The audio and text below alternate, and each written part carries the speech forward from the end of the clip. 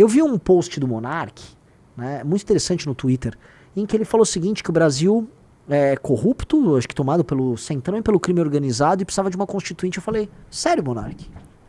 Sério, Monark? O Brasil tomado pelo crime organizado, virou um narco-estado. Não sei se ele chegou a falar do Centrão, mas ele falou de uma constituinte. Eu falei, sério, Monark? COD, MBL, né, mas...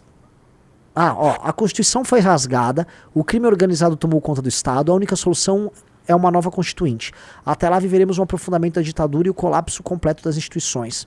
Você pode não gostar do MBL, Monark, mas quem articulou isso que você falou, quem articulou essas ideias e quem vem viabilizando essas ideias, construindo, não é o Bolsonaro. Também não é o argentino Serimedo que te enganou e fez você praticamente ser preso, né? Fez você ser destruído.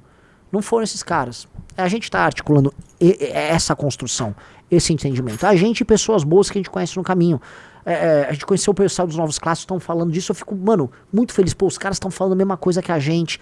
E as pessoas boas vocês encontram no caminho. Então, assim, as ideias, né? Vocês viram o que aconteceu com o PL anti-Oruan? Hoje, as pessoas falam muito mais sobre a transformação do Brasil no narco-estado do que qualquer outro momento na história do Brasil. Isso é mérito nosso. Isso não é mérito de nenhum outro grupo político. Isso é mérito nosso.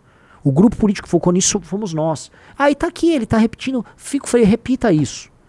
Repita isso. Repita. E assim... não veremos né, o bolsonarismo falar isso nos termos. Eu acho muito engraçado que o Bolsonaro vai falar, eu viraria o Bukele, eu faria tudo o que ele fez se eu tivesse 50%. Você tinha 50%.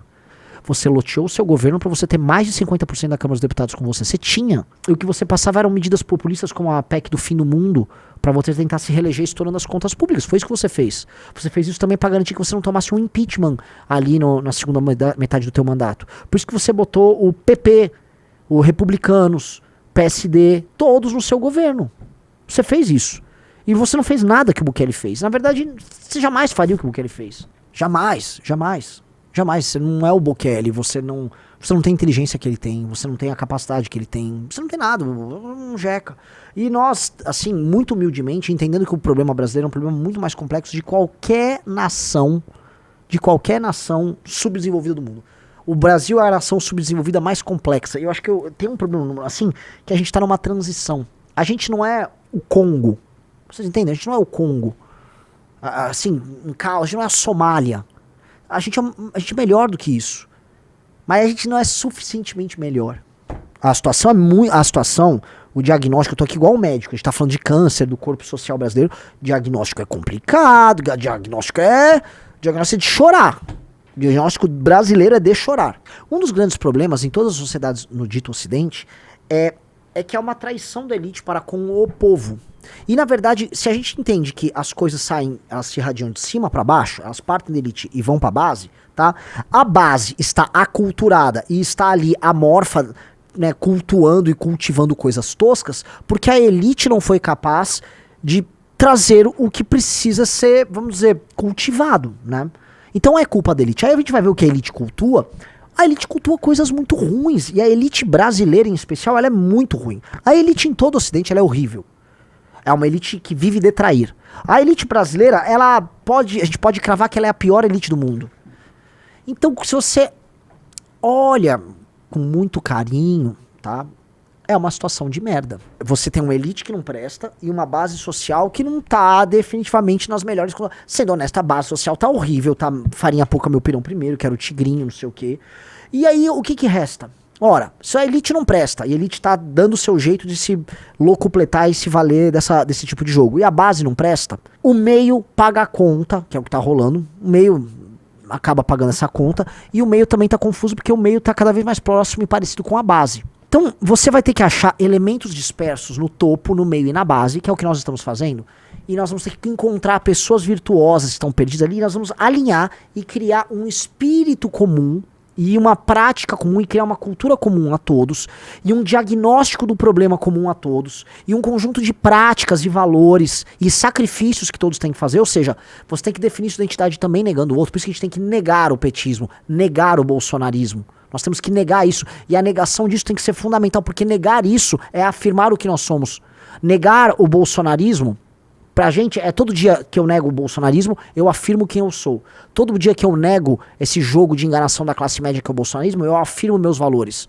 Eu afirmo meus valores também através da negação. Por isso que nunca haverá bolsonarismo no MBL, por isso que nunca haverá petismo no MBL.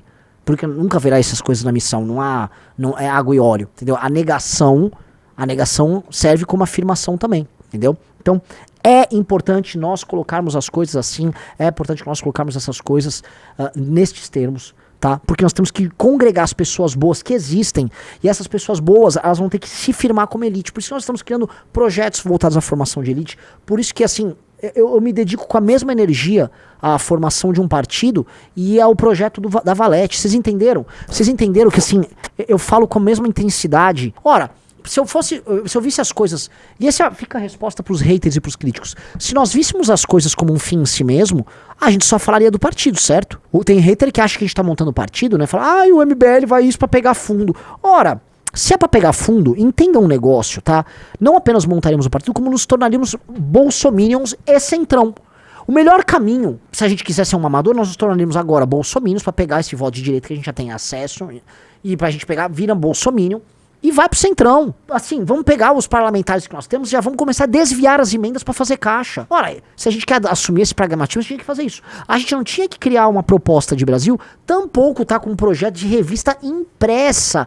Revista impressa, aplicativo, produção diária de conteúdo para formar uma identidade que é o oposto disso. O problema é que não cola, o que esses críticos estão fazendo, não cola porque a pessoa que já nos acompanha fala, mas não tem nada a ver, esses caras estão fazendo uma coisa muito diferente disso. Tudo que nós estamos fazendo, absolutamente ninguém fez antes da gente, e é por isso que eu não perco a fé. Por mais que dificuldades aconteçam, por mais que maldades aconteçam, eu olho no fim do dia, eu faço a conta e falo, ainda vale a pena. Parece uma repetição de um filme ruim, mas vale a pena. Vale a pena porque, puta que pariu, é foda.